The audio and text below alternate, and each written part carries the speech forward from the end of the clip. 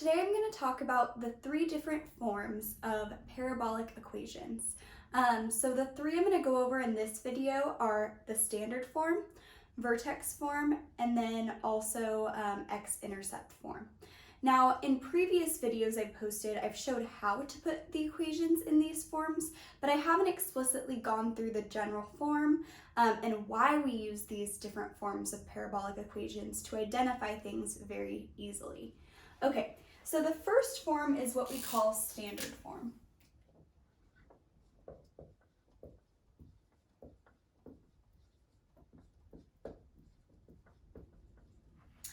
And that looks like this. We have a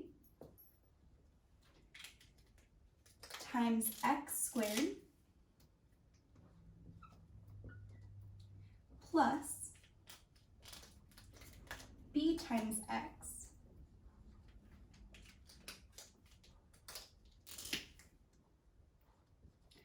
plus a constant c.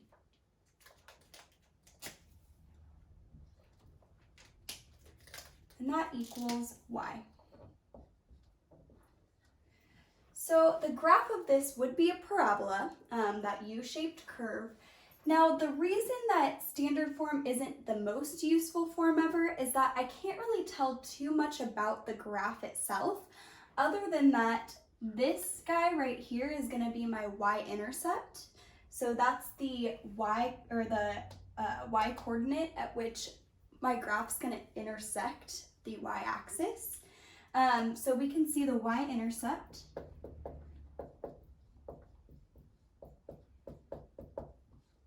and that would be 0, c.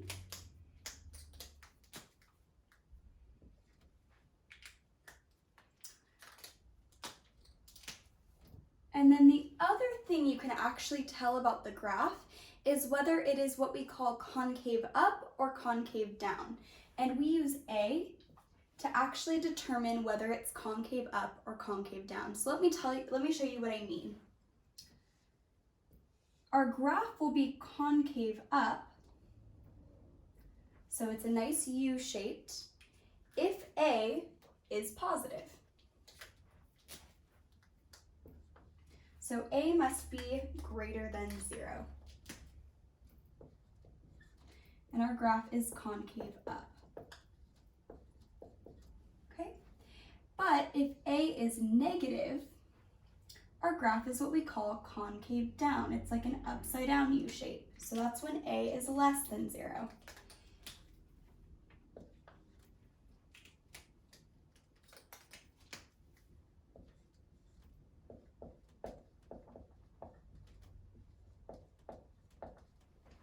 Okay, so the two main things that we can tell from just looking at an equation of a parabola in standard form is what the y-intercept is, and whether our graph is concave up, it's a happy face, or concave down, a frowny face.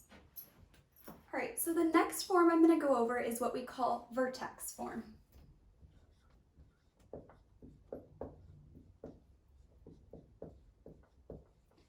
And vertex form, we can always take an equation in standard form and put it into vertex form by using what we call completing the square.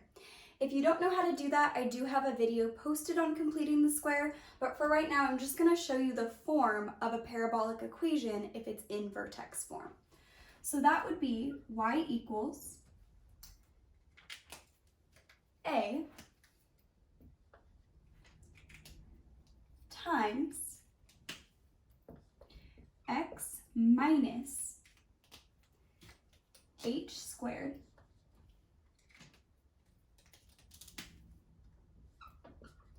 plus k.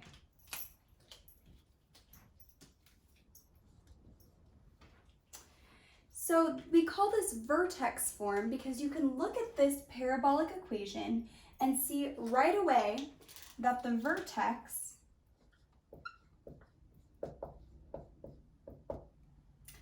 is h, comma k.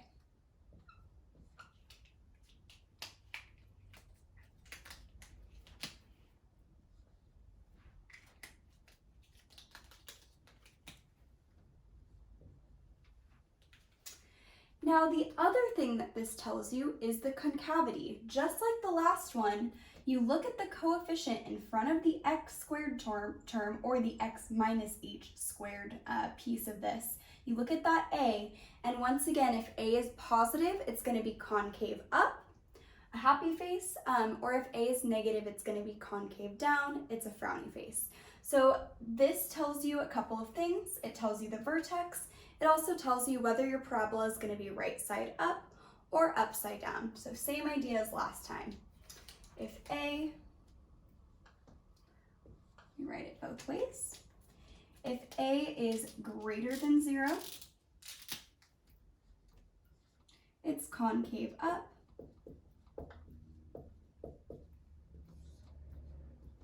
Or if A is less than 0, it is concave down.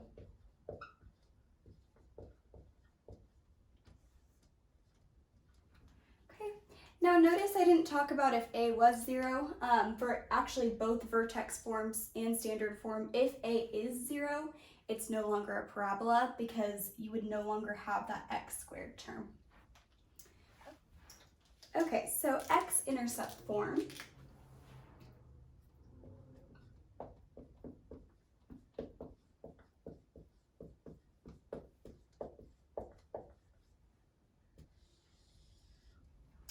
This one, you can take an equation, if it's factorable, you can take a parabolic equation in standard form and actually factor it to put it in what we call x-intercept form.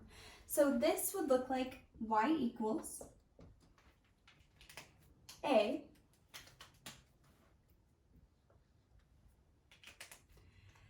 times x minus we'll call it, I guess, b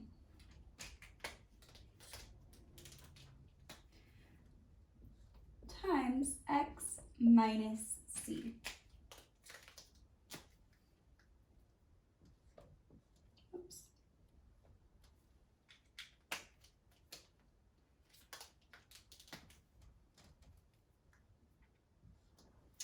Okay, so once again, we can use whatever value is out in front of these factors. We could use that to determine concavity. I'm not going to write it out again, but once again, if A is positive, then you got your smiley face parabola, and if it's negative, then it's a frowny face.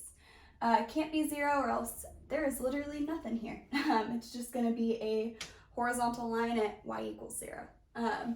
Okay, so here is why we call it x-intercept form. If you wanted to solve for the x-intercepts, you'd set this whole equation equal to 0. And it would mean that, using our zero product property, either x minus b is equal to 0 or x minus c is equal to 0. So let's do that.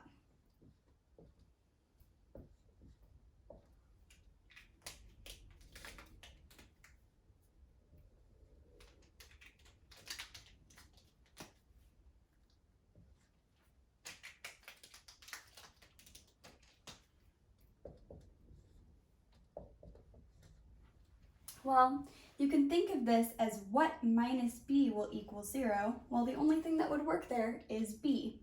Or you could add b to both sides and get that x equals b. So x equals b and x equals c are going to be our x-intercepts.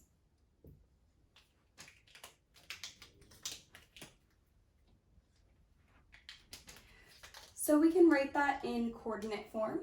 So we have our x-intercepts, and they are b, 0 and c, 0.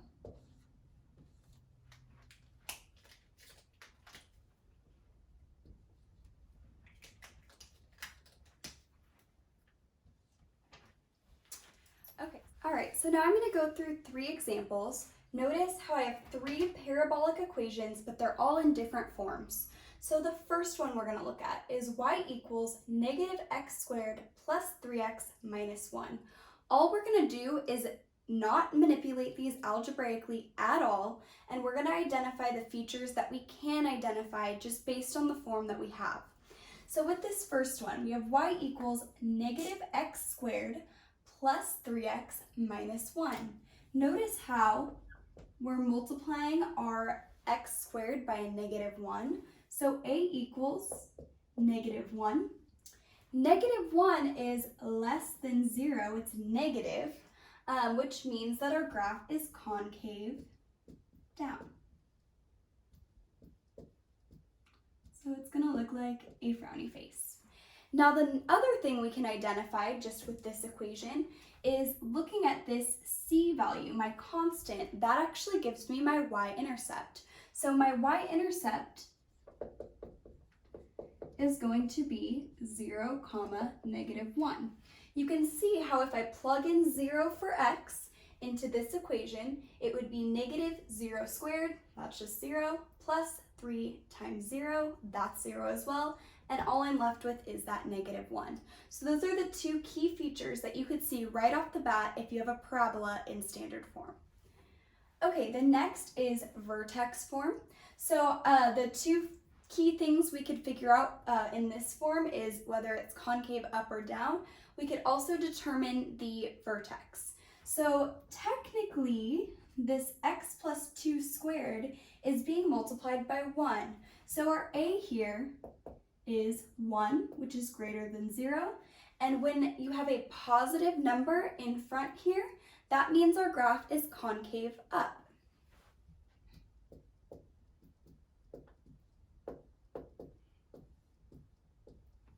Okay, the next thing you can see in vertex form right off the bat is the vertex. Now what I'm going to do is rewrite this as x minus negative 2 squared, because our vertex form is of the form x minus h. So our h is negative 2 and our k is negative 5. So my vertex is negative 2, negative 5. Okay, and then this last one, we have it in x-intercept form. So it's fully factored. We do have this a that we're being multiplied by. A is negative 3, which is less than 0. Okay, so that means our graph is concave down.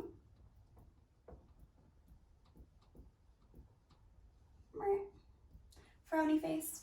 And the other thing we can determine from this form is our x-intercepts. So we know, using our zero product property, that if this whole thing was equal to 0, if we put 0 in for y, that either x minus 1 has to be 0 or x plus 2 has to be 0.